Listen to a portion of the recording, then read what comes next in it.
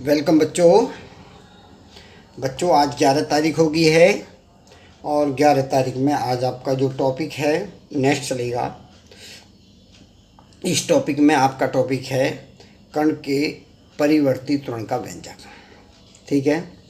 जब कोई कण वृत्तीय पथ पर लगातार गति करता है तो उसमें परिवर्ती गति के कारण एक त्वरण उत्पन्न होता है जिसकी दिशा केंद्र की ओर होती है, उसे परिवर्ती त्वरण कहते हैं।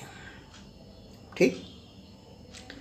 तो इसमें क्या बताया, जब कोई कण किसी वृत्तीय पथ पर चलता है तो उसकी चाल लगातार बदलती रहती है और उसकी ये परिवर्ती गति, जब चाल बदलती रहती है तो परिवर्ती गति होती है। परिवर्ती गति में जो त्वरण उत्पन्न होता है वो त्रिज्य त्वरण होता है, त्रिज्य स्पर्श त्वरण होता है और इसके साथ साथ स्पर्श त्वरण भी होता है और इन दोनों का जो परिणाम स्वरूप त्वरण उत्पन्न होता है उसे हम परिवर्ती त्वरण कहते हैं। तो अब इसमें क्या है, जब किसी कण की चाल लगातार बदलती है, जब किसी कण की चाल लगातार बदलती है तो कण की ऐसी गति को परिवर्ती गति कहते हैं। ये स्टेटमेंट याद हो गया। कण की गति में त्रिज्य त्वरण, स्पर्शीय रेखीय त्वरण साथ साथ होते हैं। एक तो कण की गति के अंदर त्रिज्य त्वरण होता है, इसके साथ साथ स्पर्श रेखीय त्वरण भी होता है। तो स्पर्शीय रेखीय त्वरण चाल परिवर्तन की दर के बराबर होता है। यदि सूक्ष्म समय अंतराल डेल्टा टी में स्पर्शीय वेग में परिवर्तन डेल्टा वी हो तो स्पर्शीय त्वरण a t bar equal to delta v upon delta t होगा। स्पर्शीय त्वरण a t delta v upon delta t होगा।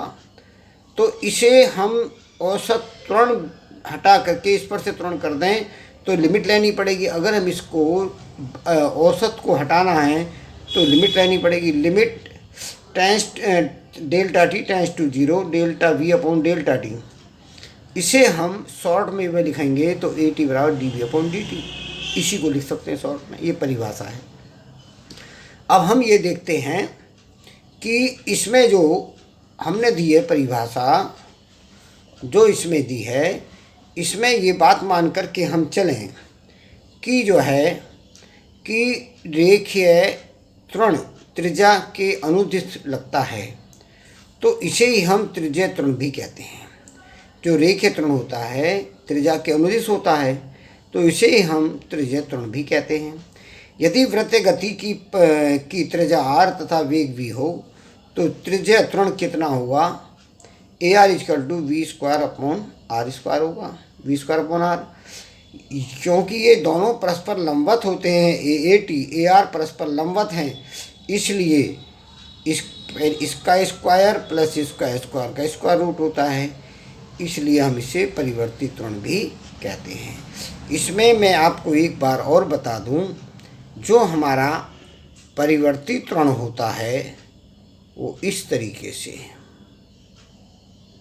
ये हमारा ए होता है, ये हमारा ए आर होता है, ये हमारा ए टी होता है, ये परस्पर लंबवत होते हैं। तो अब हमें ये निकालना है, ये भी 90 डिग्री का है, इसका स्क्वायर इसके स्क्वायर के बराबर होता है। तो अब हमें ये बता दिया इस परिवर्ती वृत्तीय गति में कण के त्वरण का व्यंजक कहते हैं। अब इसमें क्या करना है हमें, होमवर्क में ये करना है कंप्लीट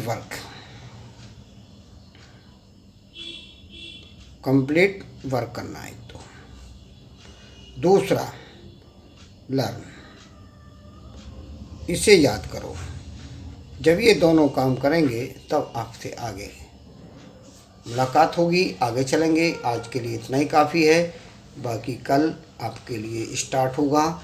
इसे आपको तैयार करना है, अच्छी तरह से तैयार करना, और ये आपका थ्योरेटिकल है।